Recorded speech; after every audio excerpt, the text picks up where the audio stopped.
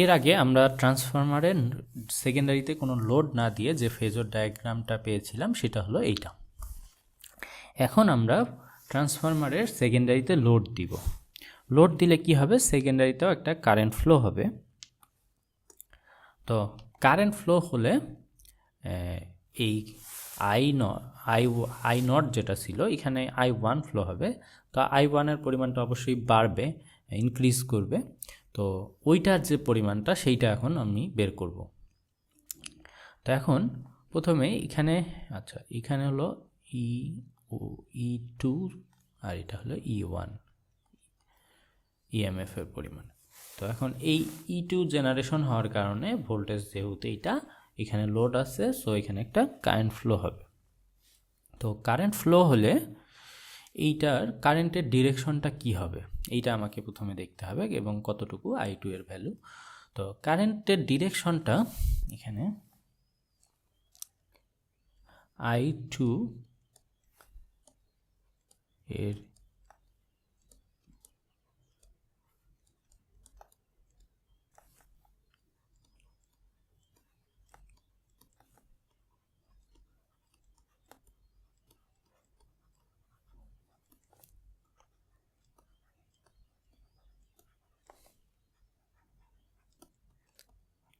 এইটা ডিপেন্ড করবে ফুললি লোডের উপর।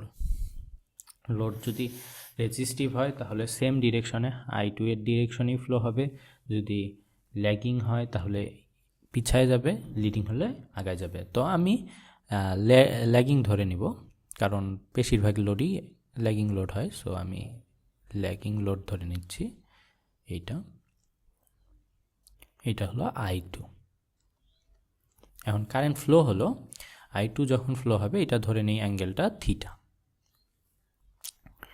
আর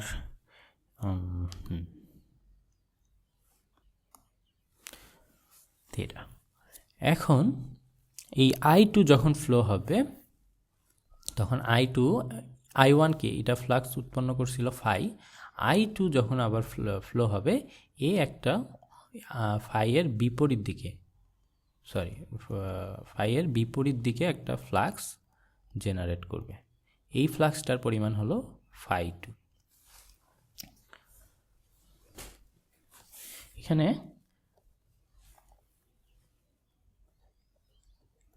I2 φ2 ফ্লাক্স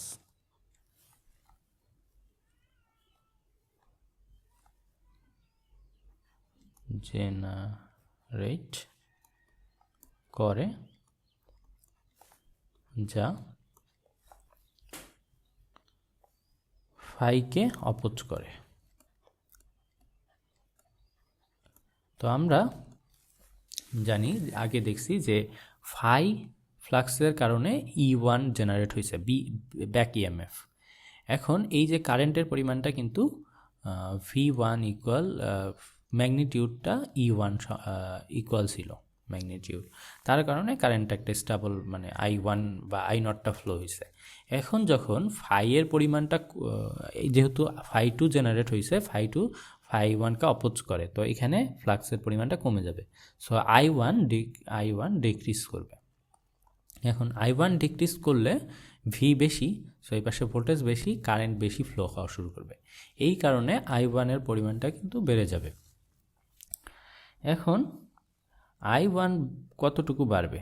I1 এখন হবে আগের I0 যেটা ছিল প্লাস আরেকটা পরিমাণ I2 ড্যাশ, এটাকে লিখলাম এই পরিমাণ I2, মানে এই যে পরিমাণ কারেন্টটা জেনারেট হবে সেটা এই I2 এর অপোজিটে জেনারেট হবে, যাতে এই যে এই ফ্লাক্স φ2 যেটা জেনারেট হয়েছে ওইটাকে আবার অপোজ করতে পারে, করে এই ভোল্টেজ এই জেনারেটেড ইএমএফটা আগের জায়গায় রাখতে পারে, সেই কারণে। তা এখন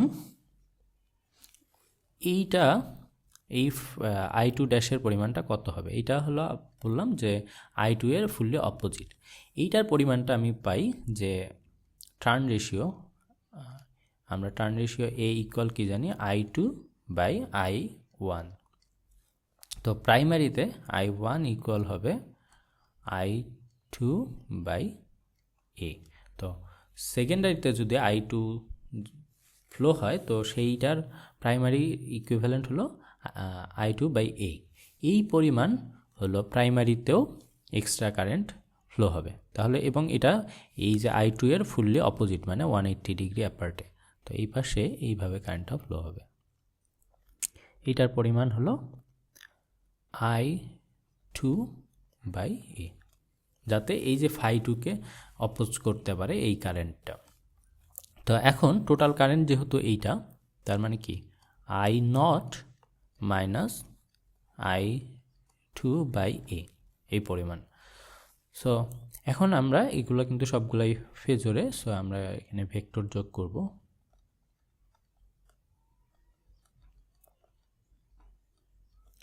এখন এখান থেকে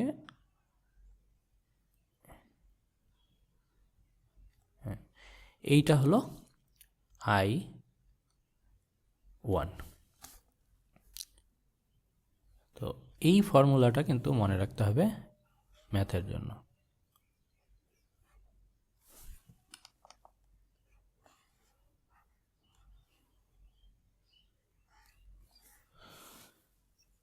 আর এখানে এই যে অ্যাঙ্গেল V1 অ্যান্ড I1 এর মধ্যে যে অ্যাঙ্গেলটা সেইটা হলো ফাই।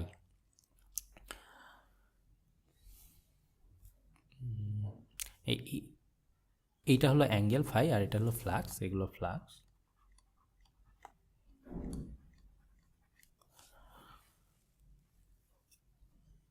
তো এখান থেকে যদি আমি ফুল রিক্যাপ করি, তো আগে দেখছিলাম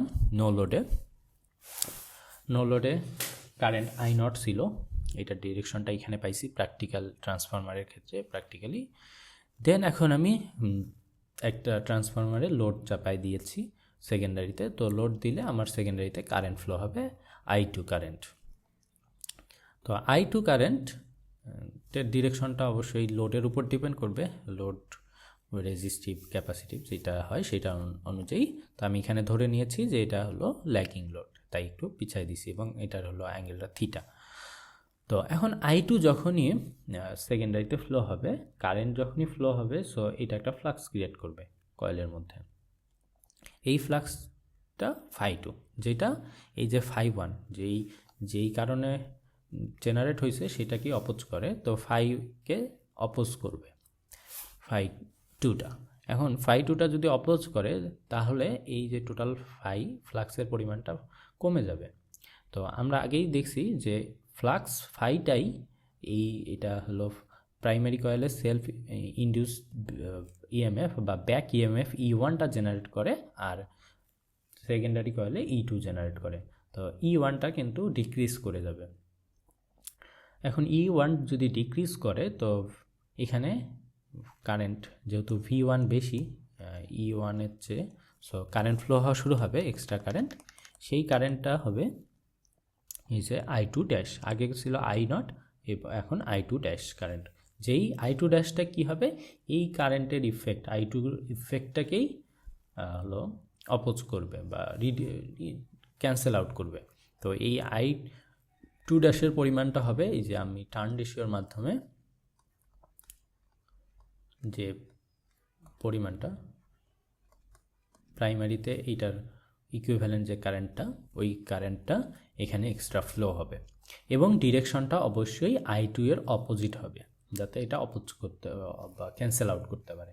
সেই জন্য আমি ডিরেকশনটা এই পাশে দিছি, এবং এটার পরিমাণ I2/A। এখন আমরা টোটাল কারেন্টটা পেয়ে গেছি I1 এর পরিমাণ I0 প্লাস I2/A, সেটা আমি জাস্ট যোগ করে দিছি। এগুলো যেহেতু ভেক্টর বা ফেজর, তো ফেজর এইভাবে যোগ করে দিলেই আমি I1 এর পরিমাণটা পেয়ে যাচ্ছি।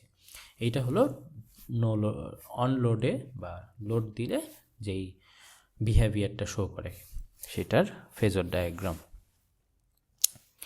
এরপরে আমরা এই দুইটা কন্ডিশন দেখছি, নো লোড এবং অন লোড।